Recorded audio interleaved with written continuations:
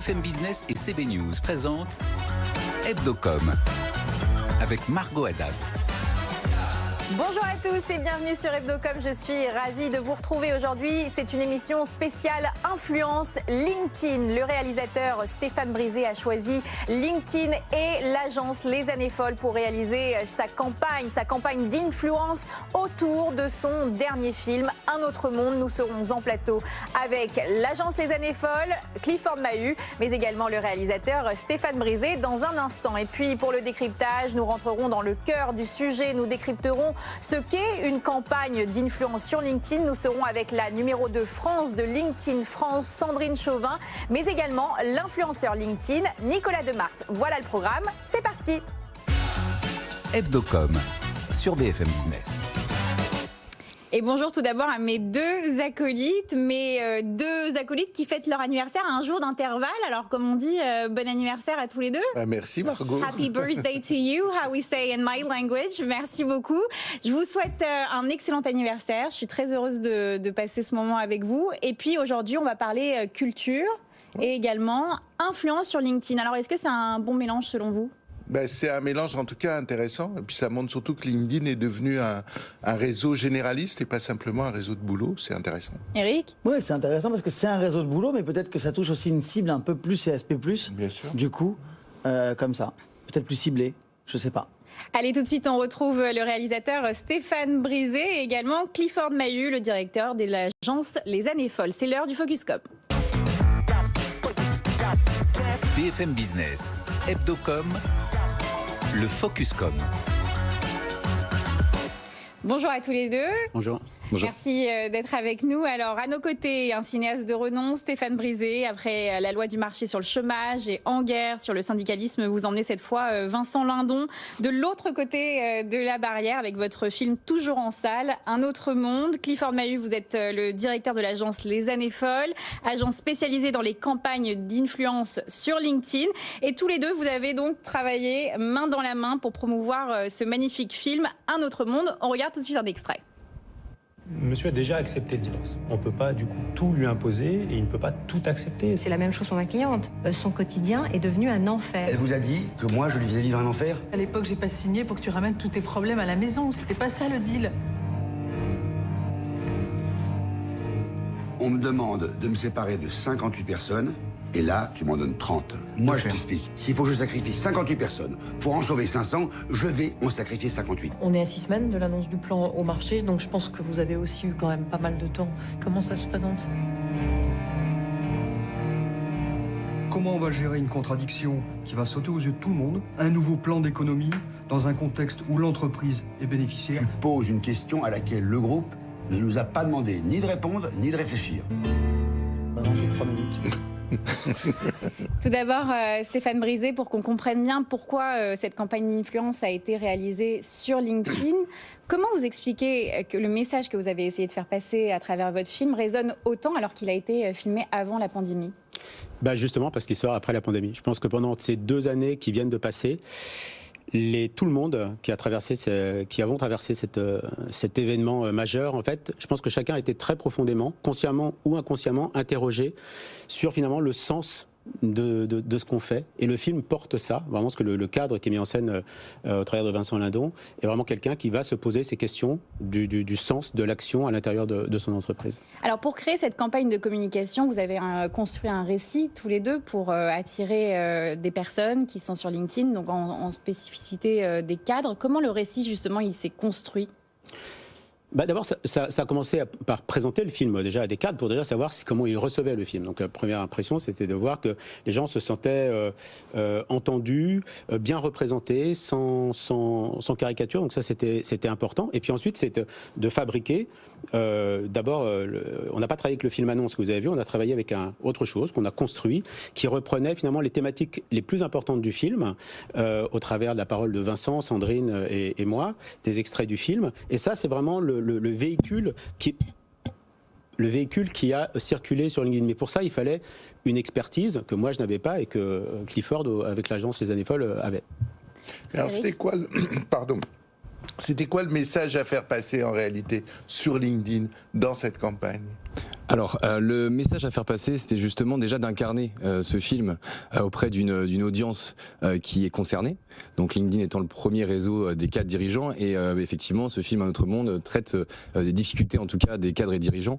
Et donc, naturellement, on a communiqué avec des invités qui ont visionné en avant-première ce film pour communiquer de manière incarnée, puisque peut-être certains ont vécu ces situations-là, ou peut-être certains avaient envie de témoigner en tout cas, ou diffuser ce film sur LinkedIn. Comment l'influence en général peut aider le monde du cinéma selon vous ? C'est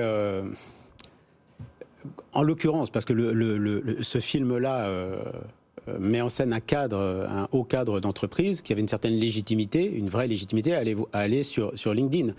Un film qui raconterait une histoire de la collection de timbres, il irait ailleurs.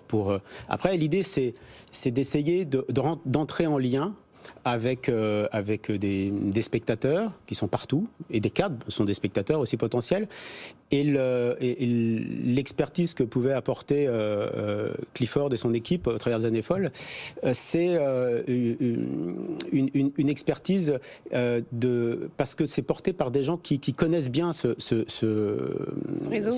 réseau, mais aussi ce sont des gens qui travaillent ou qui ont travaillé en entreprise. Donc il y avait une espèce de cohérence absolue entre le message apporté, par qui il était porté et à qui on l'apportait. Et justement, on va regarder un court extrait de cette campagne d'influence sur LinkedIn. Elle vous a dit que moi, je lui faisais vivre un enfer? C'est ça qu'elle vous a dit? Anne, je t'ai fait vivre l'enfer.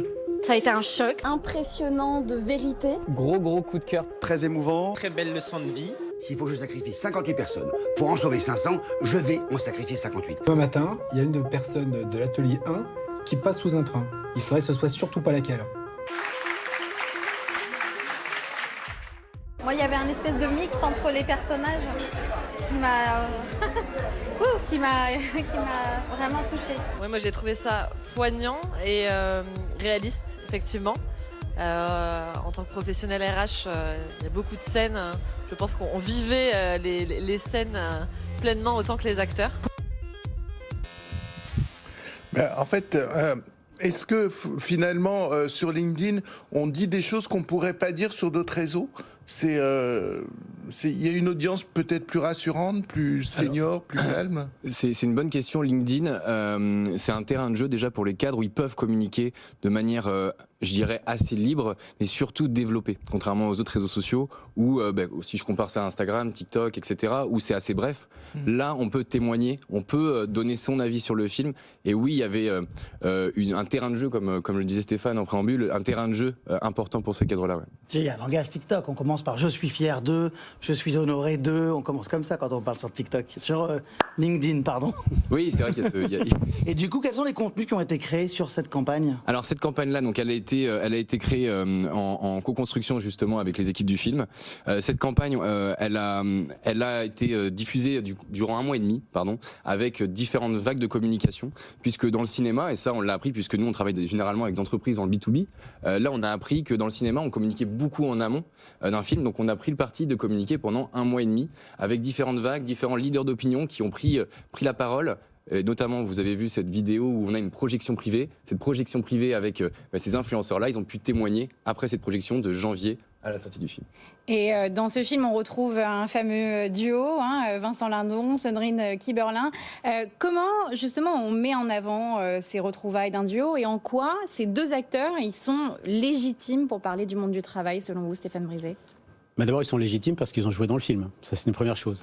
Ensuite, les personnages qu'ils incarnent sont nourris d'un énorme travail en amont que j'ai fait, moi, qui est par toute une matière que j'ai accumulée suite à des témoignages de cadres qui m'ont raconté leur histoire. Donc, en fait, quand Sandrine et Vincent parlent de leur personnage, ils parlent, et d'ailleurs ils ne parlent pas d'autre chose que de leur personnage, mais en même temps, comme la matière avec laquelle ils ont construit tout ça a été ultra documentée, finalement, il y a une très grande proximité avec les personnes qui voient ça sur LinkedIn et qui se disent, mais en fait, eux, c'est nous, quoi.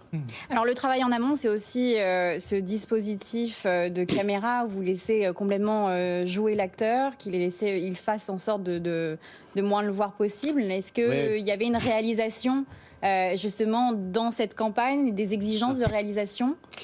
Je pensais que vous parliez de la mise en scène sur le film. En fait, on a l'impression que comme c'est ultra naturaliste, que tout est très improvisé, alors que tout est ultra contrôlé, ultra fabriqué, ultra écrit, évidemment. Après, mon travail à moi, c'est de rendre ça le plus invisible possible pour fabriquer le film et qu'il y a un rendu très, très, très réaliste. Et puis après, dans la campagne qu'on a fabriquée, il y avait vraiment l'objectif de créer une grande proximité entre la parole que porte Sandrine, Vincent et moi, dans le module qu'on a fabriqué, et puis vraiment la vie des gens avec qui on voulait rentrer en lien et leur faire savoir qu'il y avait un film qui n'était pas jugeant, qui n'avait pas de discours péremptoire et qui créait de l'empathie aussi à un endroit qui est extrêmement peu ou pas représenté dans le cinéma. Merci beaucoup à tous les deux d'être venus en plateau avec nous et j'encourage tous nos auditeurs et tous nos téléspectateurs à aller voir Un autre monde qui est toujours en salle. Et tout de suite, c'est le JT de la com avec Rebecca Blanc-Lelouch. BFM Business, Hebdocom, le JT de la com.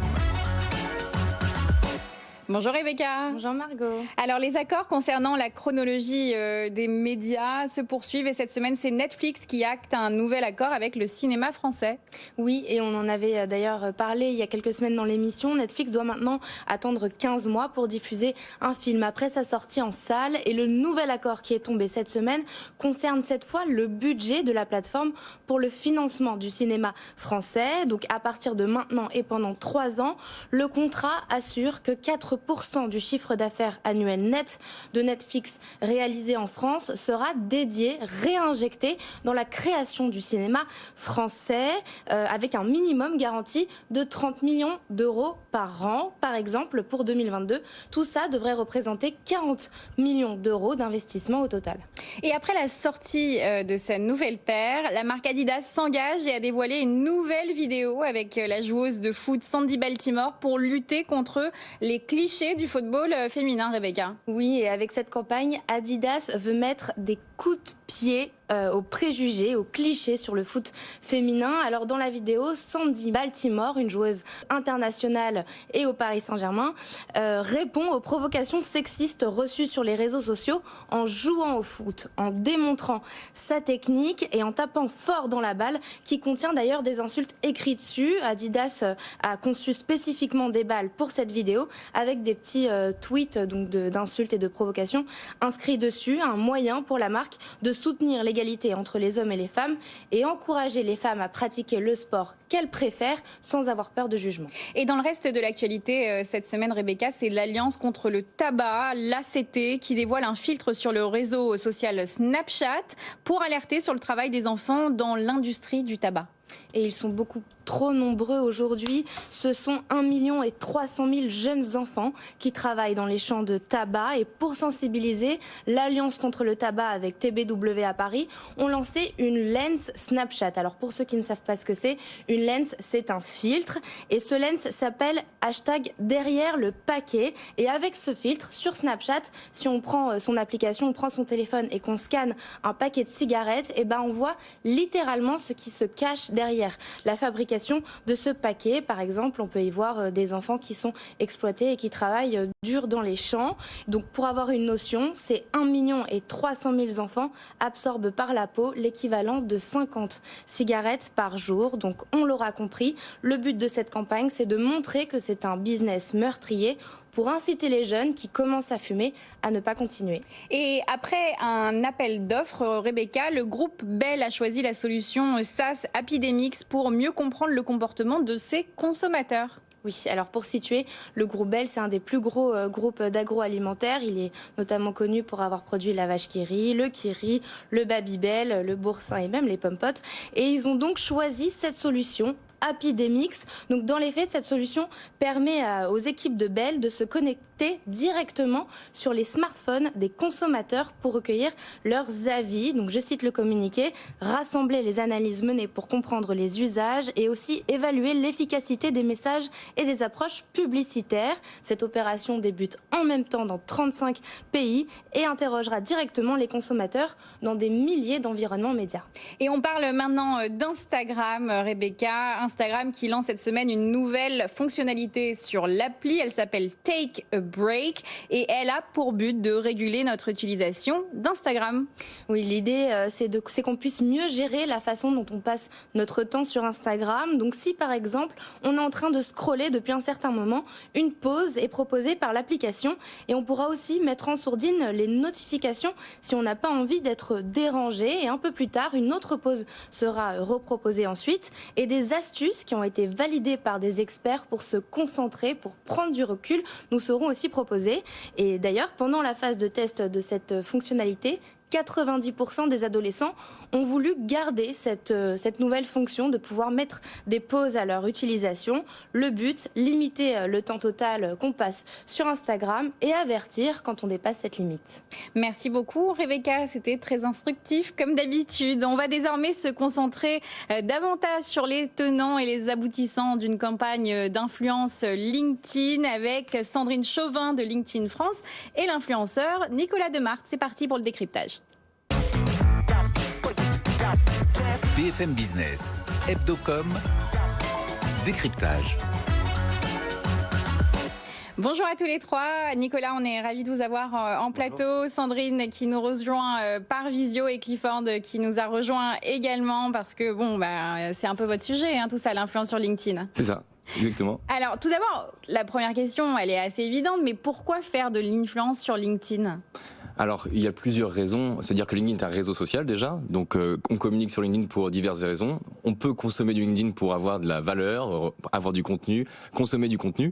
Et puis, si on veut avoir de l'influence, il y a plusieurs alternatives. Soit c'est pour toucher des nouveaux clients, par exemple, des prospects, puisque c'est le réseau préféré des 4 dirigeants. Et puis aussi pour mettre en avant son entreprise, sa marque, par exemple sur LinkedIn. Et vous, Sandrine ? Alors nous, il y a plusieurs communautés. On touche aujourd'hui 23 millions de professionnels, donc il y a plein de communautés. Il y a notamment des leaders d'opinion qui sont les influenceurs, donc c'est un programme parmi les personnalités les plus influentes au monde. Il y a aussi des Top Voices, ce sont des classements qu'on publie régulièrement, qui sont des membres qui ont un domaine d'expertise et qui la mettent en avant sur LinkedIn. Et ensuite, il y a des membres comme vous et moi qui partageons chaque jour sur leur expertise ou leur expérience professionnelle. Mais comment on choisit qui va devenir un influenceur LinkedIn, Sandrine ? Alors c'est sur candidature uniquement et ensuite c'est évalué en comité éditorial au sein de la rédaction et il faut que ces personnes, donc elles apparaissent avec un petit badge IN et elles sont ensuite accompagnées par la rédaction. Il faut qu'elles soient parmi les plus influentes au monde ou au moins au niveau national. Donc par exemple on a les dirigeants du CAC 40, des fondateurs de start-up, des dirigeants d'ONG, etc. Mais il y a aussi tous les créateurs de contenu qui ont simplement un domaine d'expertise sur lesquels ils peuvent s'exprimer avec toute la communauté qui les enrichissent autour de leur expertise. Eric ?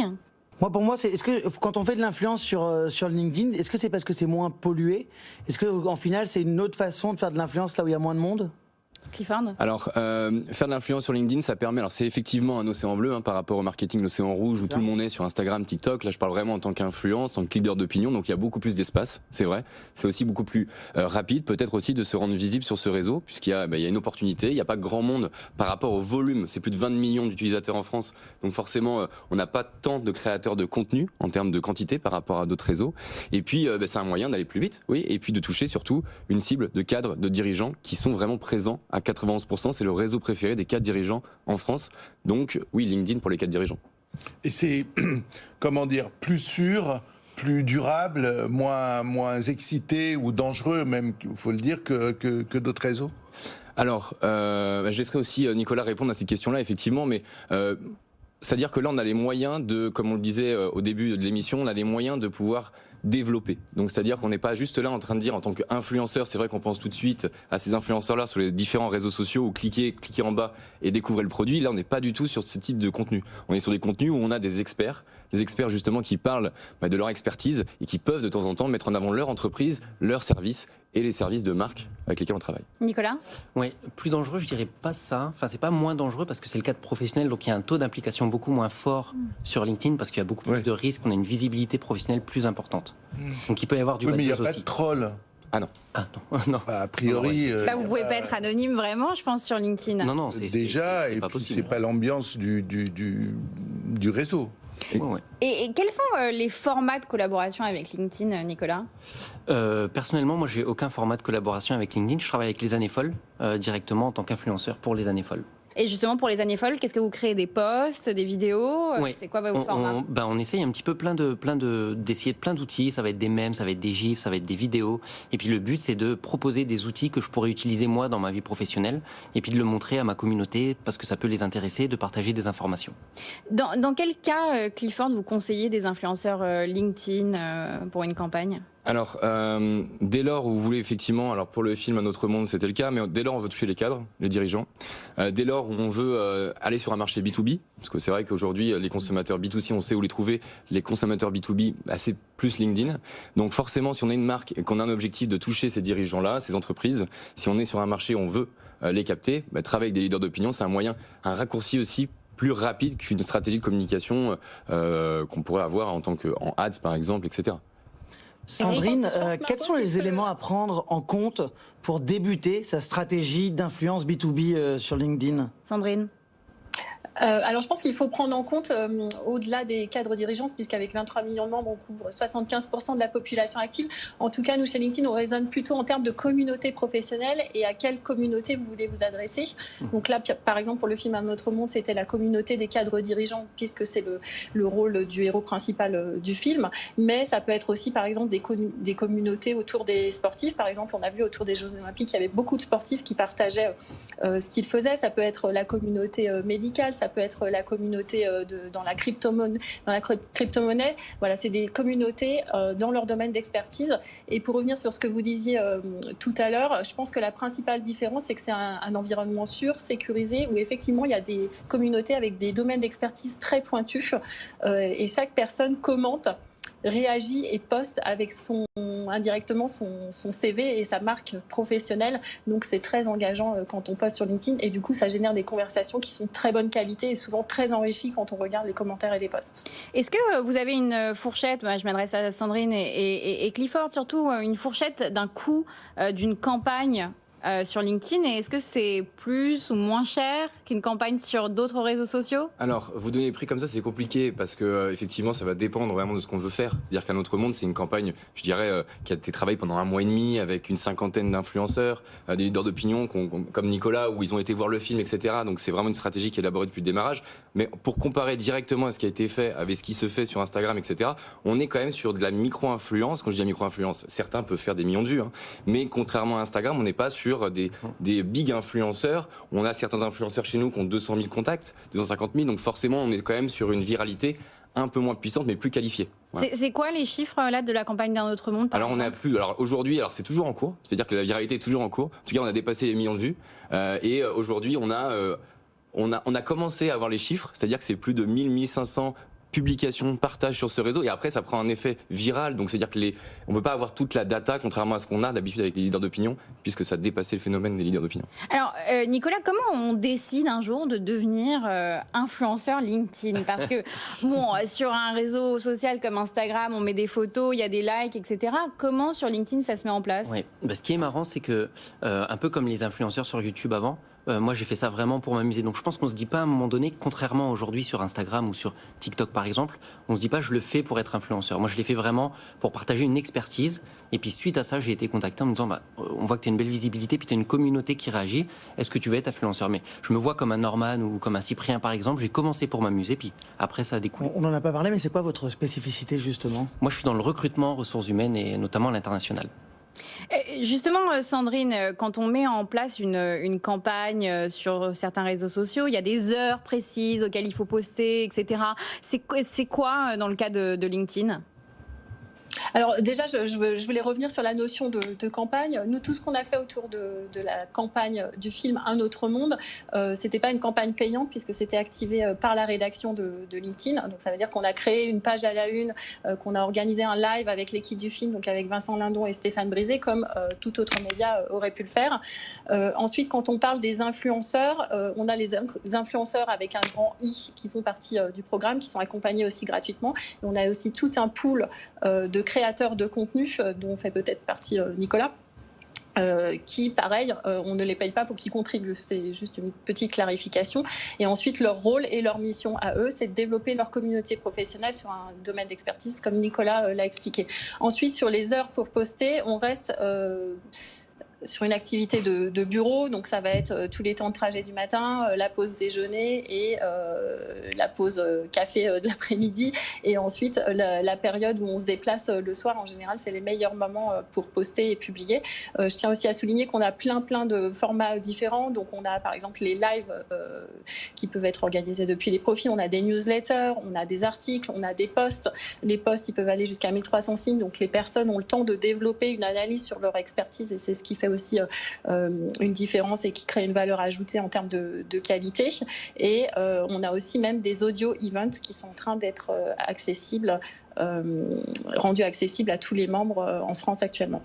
Merci beaucoup Sandrine, merci à tous les deux, merci. Nicolas, Clifford, d'avoir été en plateau avec nous. C'est la fin de cette émission et on se retrouve la semaine prochaine pour un nouveau numéro. Bien sûr. J'étais ravie d'être avec vous comme chaque semaine. Merci et à bientôt pour un nouveau numéro d'Hebdocom.